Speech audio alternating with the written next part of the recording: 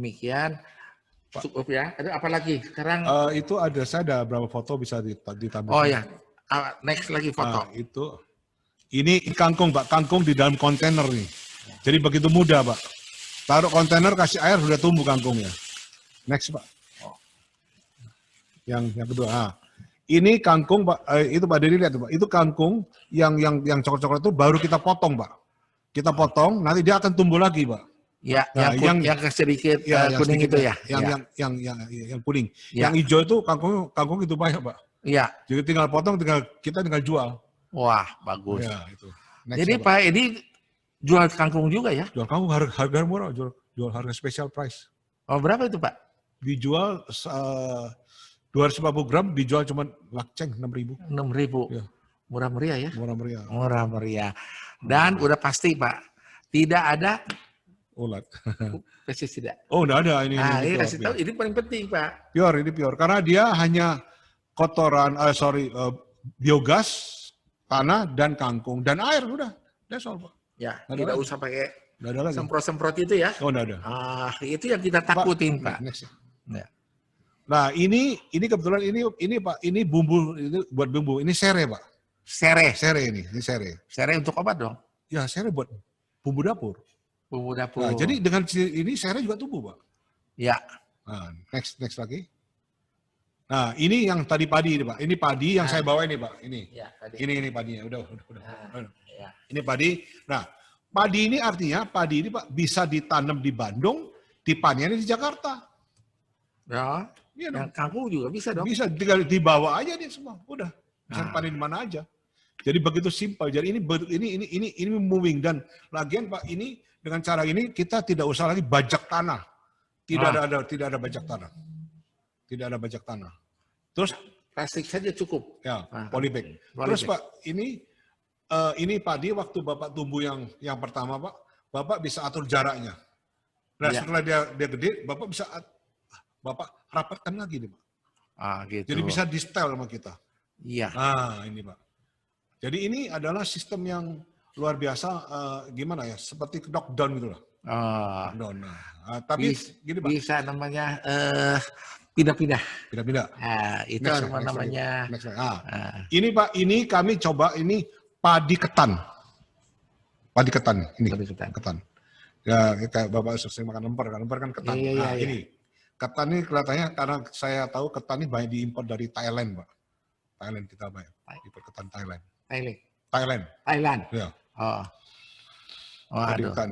Jadi bibitnya juga lokal banyak. Cuma lokal tidak cukup, Pak. Kita bisa beli di mana tuh bibitnya? Bibit pas kita ada bibit. Nah, nanti ini kalau ini keluar bisa kita kasih bibitnya. Itu bibit, Pak. Oh, gitu. Kalau udah tumbuh kan dia bisa bibit. Pertama kita bisa dibantu oleh Pak Edi lah sedikit-sedikit untuk nanti di bibit bibit dan pupuk. Iya. Next ya, Pak. Next terus. Nah, ini Pak, ini adalah cabai yang baru kita tanam 1 bulan. Cabai yang ini, Pak, cabai Tanjung yang biasa orang Padang suka makan, yang merah atau gede. Ya. Ini cabai Tanjung, Pak. Mahal tuh? Ya, yang panjang tuh, yang panjang tapi tidak pedas. Ya. Gitu. Next ya, Pak. Ini. Ya. Ini jagung, Pak. Ini jagung. Ini Bapak lihat jagung, Pak, bonggolnya begitu besar, Pak. Ya, jagung apa nih? Ini jagung manis. Nanti buat kita makan.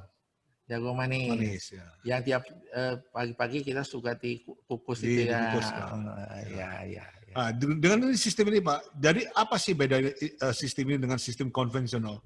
Saya nanam di lahan saya, Pak, dengan sistem konvensional, Pak, sudah kira-kira udah berapa tahun, itu hasilnya jelek sekali.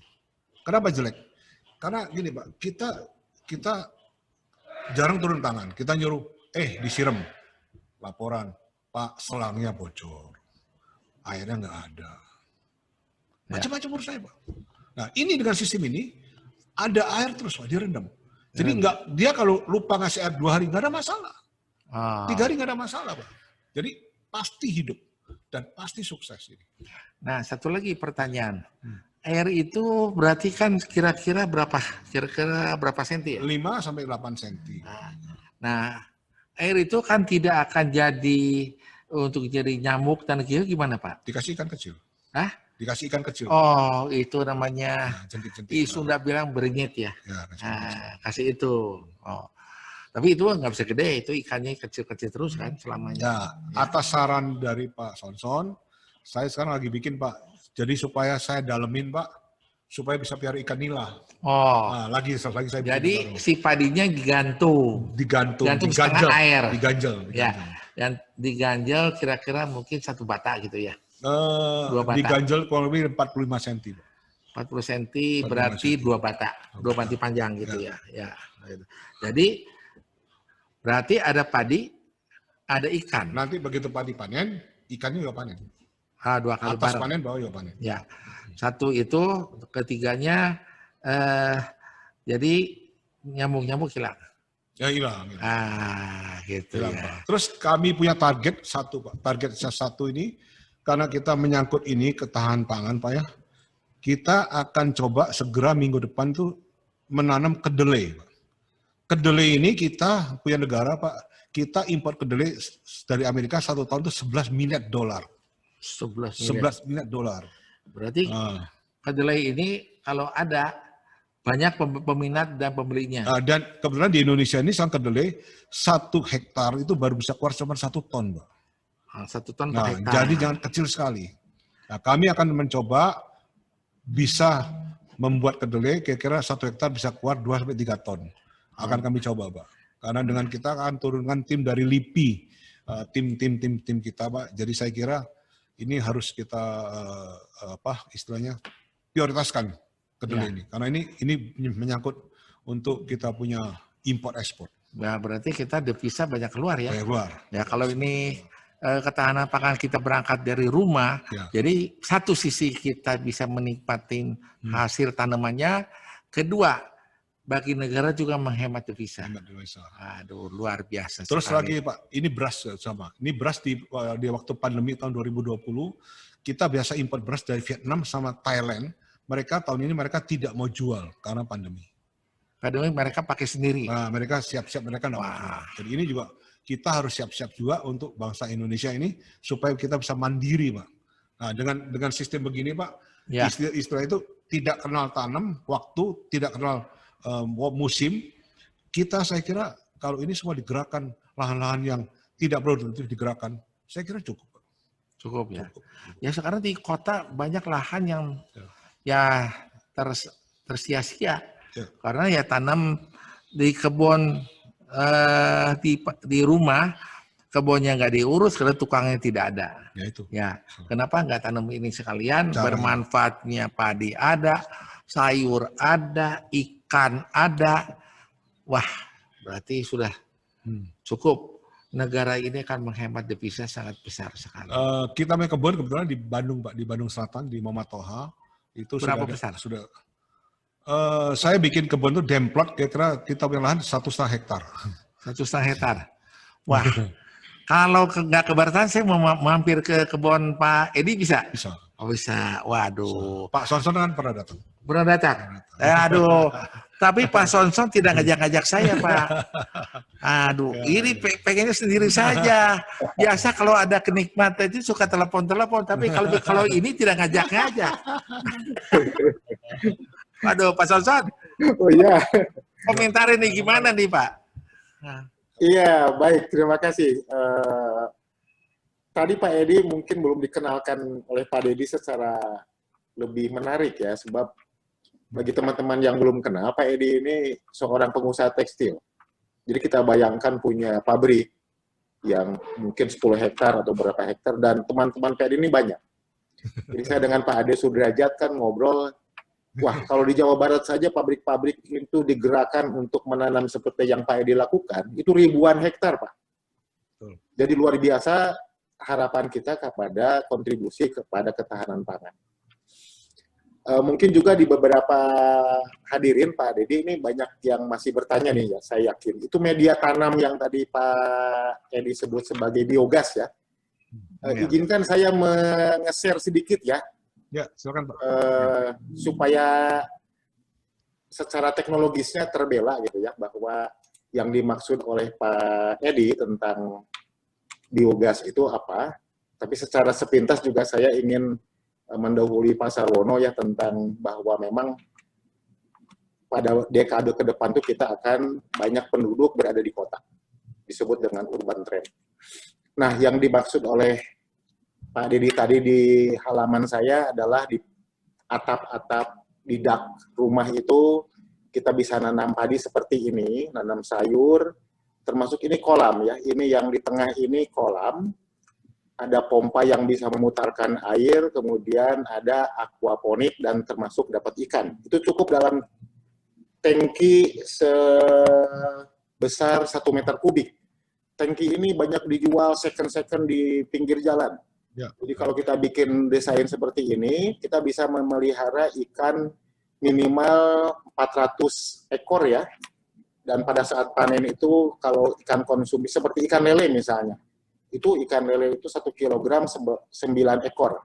Itu sudah ikan lele konsumsi. Itu bisa dapat 200 ekoran lebih. Itu dalam 3 bulan saja. Kemudian padi yang ditanam dalam ember, ini adalah bisa menghasilkan rata-rata 100 gram sampai 115 gram per rumpun. Jadi kalau 1 meter 9 ember kali 115 gram itu adalah 1,35 kilogram.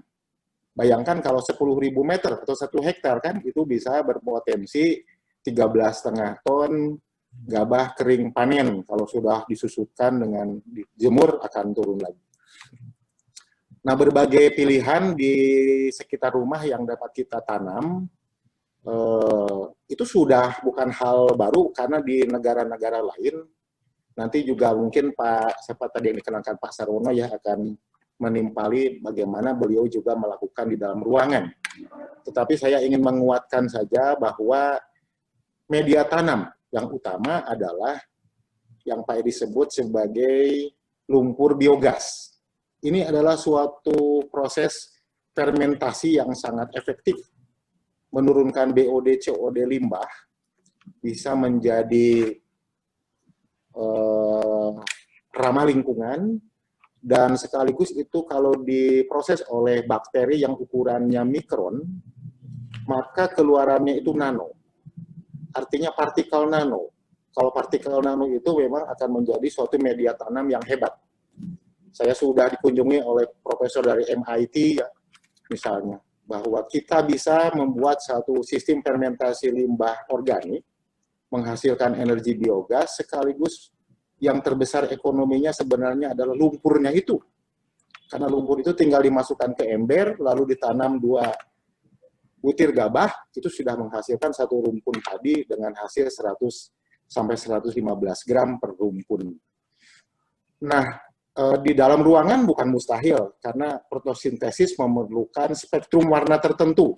Dan di pasaran sudah banyak sekarang dijual growing lamp, untuk bisa menumbuhkan tiap tanaman punya kebutuhan spektrum tertentu, sehingga bukan mustahil bahwa di dalam ruangan, di negara-negara lain sudah dilakukan penanaman padi misalnya.